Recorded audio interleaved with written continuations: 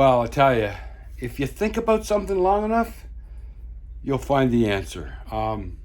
Still, I got my table to go down because I had an adjustment screw all the way in. That must have blocked off the return. So I cracked it and we got the table fixed. You saw that in the last video that I made. So check this out.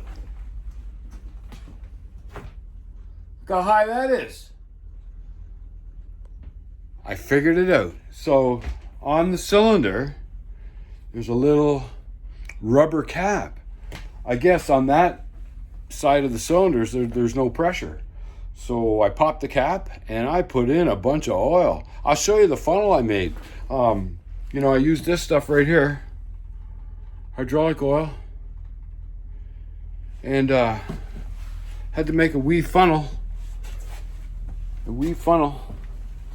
And I just happen to have a little bit of cardboard.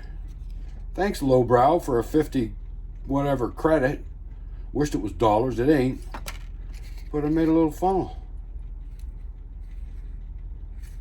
And I'll turn the video around and I'll show you where I put it. All right. So you can see there's a little rubber. Gotta wipe it up. There's a little rubber plunger, little cap or whatever. It's friction fit, and I pull that out. I use the funnel and I put in, holy shit, I'll bet I put in a half a cup maybe. I didn't want to go too much. I just wanted to see if I was going to make a difference, and absolutely made a difference. So that's the screw on the back. That's to adjust your speed down. I don't know, maybe that other screw does something. I don't know, I ain't screwing with it. There's the tag that I was telling you about, faster, slower. It was on there somewhere. It's come off. But anyways, yeah, that's how you put oil in it, right there. So holy shit. Look how far up in the air the table is. She's up there. I can almost put in that, I could put in that other bar in that lower hole to hold it up to safety. It's a safety bar. Anyways, I thought that was pretty damn good. All right, just hang on a second. Got a nice little handheld camera holder, I guess you could say. So there you go. So you might have saw in my last video, I'm just going to make this a short one. I'm going to put it up, I think, maybe tonight or something like that. Anyways, I messaged Ralph, and I might go down and see Ralph again. Get that transmission and engine area cleaned up. It's pretty greasy. But anyways, wait for to hear him back. So you saw in my last video that I had some stupid stuff doing this and pointing, and I apologize. It was kind of silly, but I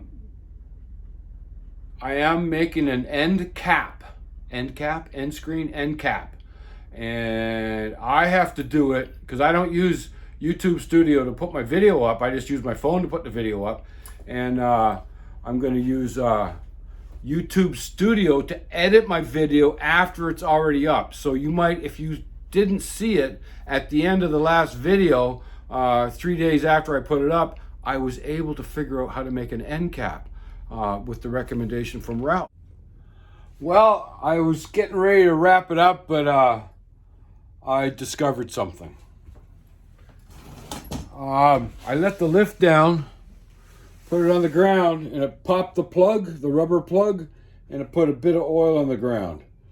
So I put the plug back in it, and I started to pump it up, and it would only go up so far. So I was going to remove the plug to put some more fluid in it because it was only going up so high.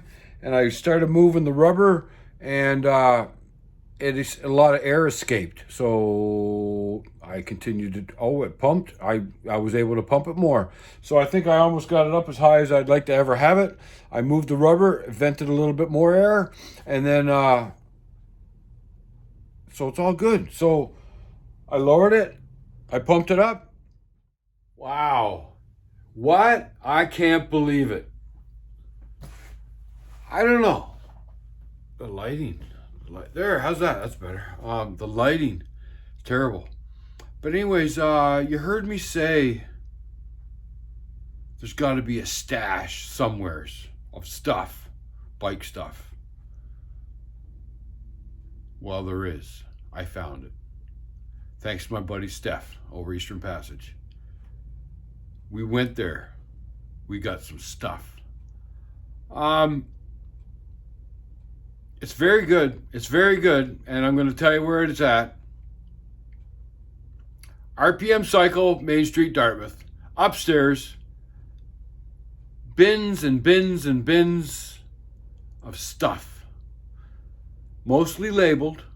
Some of the bins have stuff in it that customers might have picked up from someplace else and dropped in.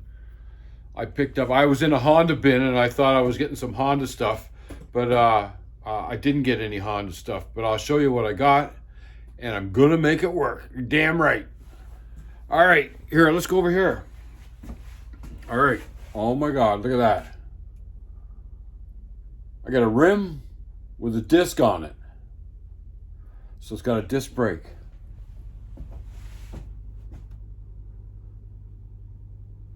It's from a Suzuki Savage S40. Whatever that is. I don't even know. I gotta look that up. I got some other stuff. Sorry for being so close. I got some other stuff. I got a clutch lever that's a little bit more robust than the one I got on my on the Honda. And look, I got a master cylinder, and a caliper.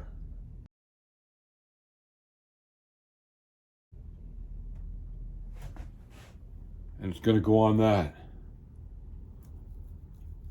We just gotta see what fits and how it's gonna work. Anyway, so yeah, thanks Steph. I know you watch my channel. Thank you for giving me a hand with that. It's much appreciated. And so anybody else that needs old used parts, check out RPM Cycle over Dartmouth and Main Street. Go up, ask if you can go upstairs, and you bring down your stuff and they'll give you a price on it. It's not bad, but what else you gonna do? I was gonna spend $700 on a whole motorcycle just to get the front rim and calipers and master cylinders, but now I don't have to. All right, so I'll let you know how I'm gonna make out on that and see if things are working. So, you can see what I'm up against. I'm trying to, I know it's on the right side. It wasn't working all that good on the left side. The rim's not quite centered. So you can see what I'm gonna have to do. I'm gonna have to make a bracket to step it down to here, because it's on the rotor and my axle size. The bearings in the rim are a lot smaller than the bearings that are required for that axle. So I need the axle for the forks. So I'm going to see if I can pop the bearings out and order a specific bearing that has a bigger inside diameter. Keep the outside diameter the same and get a bigger inside diameter. That way I can use my axle and I can continue to use my forks. This is getting long in the friggin' tooth, let me tell you. Yeah, I'm not even sure I even like this, but I got to keep going because that's the only way to make it work. Anyways. Well, ask and you shall receive. Here I am. I'm over at Canadian Bearings over in Burnside, over in Dartmouth, Nova Scotia. And this is Sharon here. She helped me. I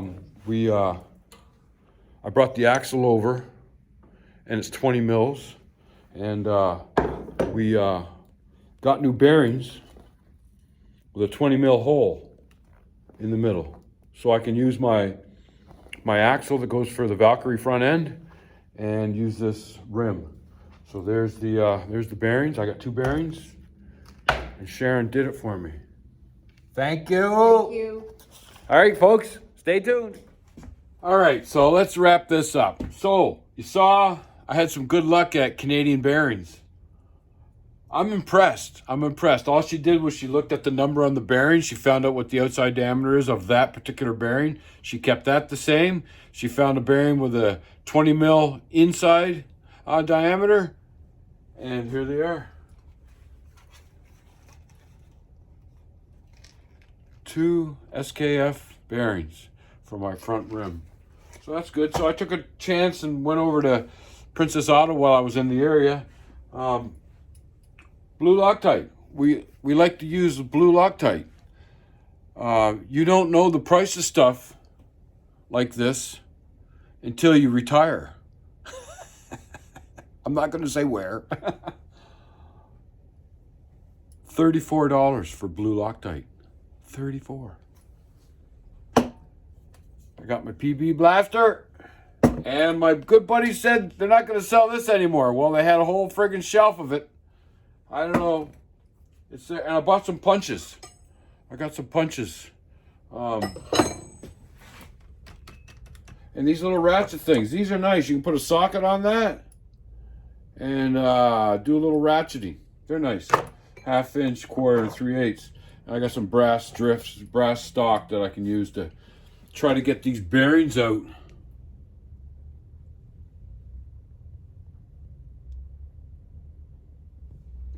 I might just go out and see Sean and let Sean show me how to take these out properly. I did try to bang on them a little bit, but there's no lip. There's no lip to pound out the bearings. I don't want to F it up, so I'll maybe take it out to Sean's or ask Sean or something and try to figure out how to get these bearings out so I can get them new bearings pressed in wherever I put them right there. So anyways, there you go. So then I'm going to have to make up some spacers or something like this, I would say. You can see there's a spacer right here. There's a spacer over here. Right? So I'm going to have to make some spacers to get the rim center in the Honda. Got to order some spokes. I want to use my 21-inch rim with that hub. And I'm going to lace it myself. All right. Let's call it quits, and we'll get this done. Oh, wait a minute. I got one other thing. Drag Specialties. Clutch, brake lever, bushing. I'm going to see if it fits, see if it makes a difference. All right, so that's the last thing I'm up to. I'll get this all put together and get her up. So there'll be a little end screen with a button to subscribe. Also, maybe my latest video or my last video or my most viewed or whatever.